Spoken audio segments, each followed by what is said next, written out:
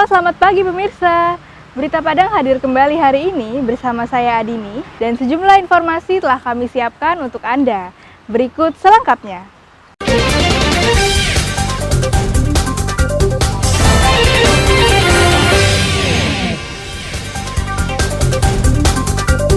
Warga demo kantor agraria dan tata ruang, Badan Pertanahan Nasional Pasaman Barat. Saat rumahnya digerebek polisi, seorang bandar sabu-sabu di Payakumbuh tak sempat membuang semua sabu-sabu miliknya. Isi kotak amal sebuah masjid di Pariaman dicuri orang saat siang hari. Pelaku memutus kabel kamera pengintai, sehingga tak semua aksinya terekam kamera yang terpasang.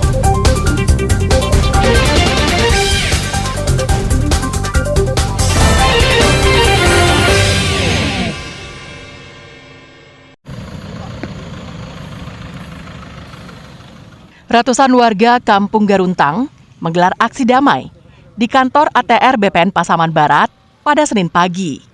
Warga menuntut agar BPN ATR bersikap netral dan tidak berpihak.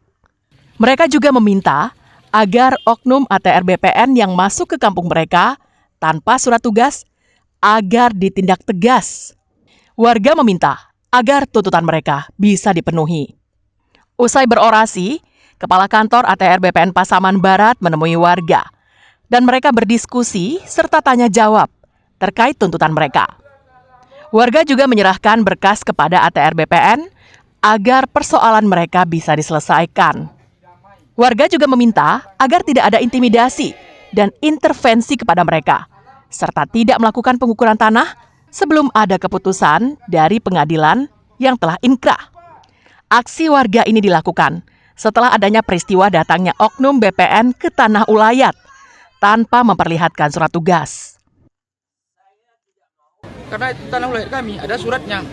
Yang orang yang merasa berkepemilikan itu ada diajukan ke BPN sertifikatnya, dia cuma beli surat, bukan tanah. Jadi kami tidak mau lahan kami di surat orang itu ditaruh di atas tanah kami. Ya, oknum BPN yang kami sebut tadi itu dia bersikeras untuk pengukuran sama orang yang punya surat. Dibilangnya untuk penentuan batas alam, pengukuran lahan. Padahal itu Tanah Ulayat kami sejak lama.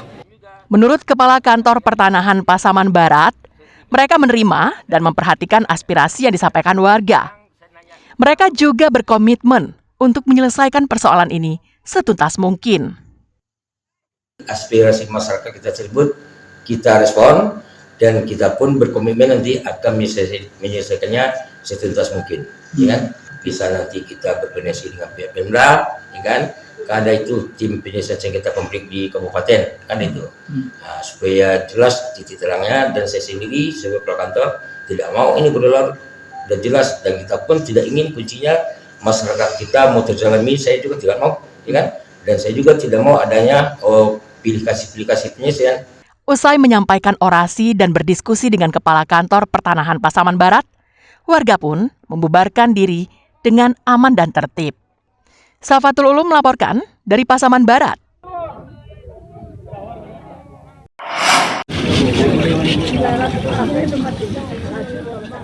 Tim SAR gabungan dari Basarnas, BPBD, polisi, tentara, dan dibantu masyarakat melanjutkan pencarian seorang pelajar sekolah dasar yang dilaporkan tenggelam di sungai daerah Dadok Tunggul Hitam, Kota Padang pada hari Minggu kemarin. Menggunakan perahu karet, tim SAR menyisiri lokasi diduga tenggelamnya korban. Tak hanya itu, tim SAR juga menyelam di sekitar lokasi. Kondisi sungai yang keruh dan dalam menyulitkan petugas dalam pencarian. Memasuki hari kedua pencarian, tim SAR menemukan korban dalam kondisi meninggal, tak jauh dari titik awal korban tenggelam. Selanjutnya, korban dibawa ke rumah sakit dan diserahkan kepada keluarga untuk dimakamkan. Korban dicurigai mandi-mandi bersama temannya dan juga sembari memancing, kemudian terpeleset hingga langsung tenggelam. Untuk pencarian di hari kedua hari ini, pola pencarian yang kami gunakan yang pertama yaitu pengecekan di bawah air yang dibantu oleh seluruh tim gabungan dan juga penyisiran dari LKP sampai ke arah muara dengan radius lebih kurang 500 meter dari lokasi. Sebelumnya, korban dilaporkan tenggelam saat berenang di sungai di daerah Dadok Tunggul Hitam, pinggiran Kota Padang. Saat itu korban bersama keluarganya berenang dan mandi-mandi di sungai yang saat itu debitnya lebih tinggi dibanding kondisi biasa. Usai diguyur hujan selama beberapa hari. Diduga korban tidak bisa berenang dan tenggelam. Alfi melaporkan dari Padang.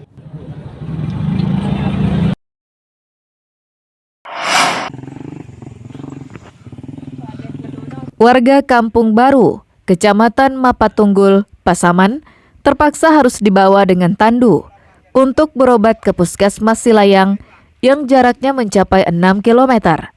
Warga yang sakit ditandu kerabatnya dengan tandu kayu yang dibuat seadanya.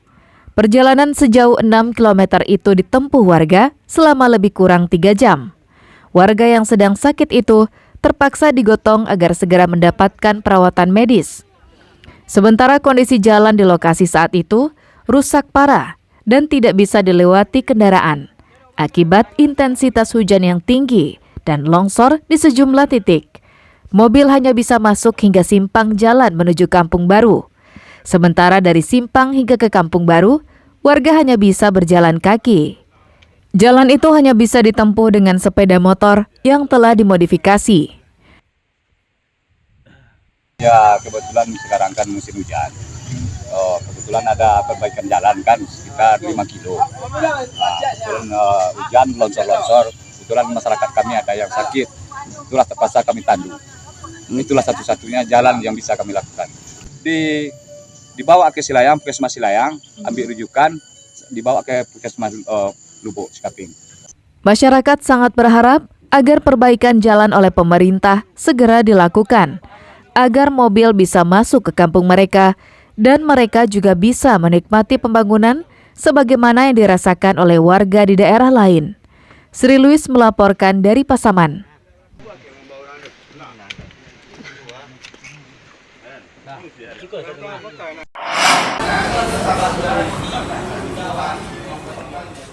Penerimaan peserta didik baru atau PPDB tingkat SMA sederajat telah dibuka pada tanggal 24 Juni hingga tanggal 27 Juni.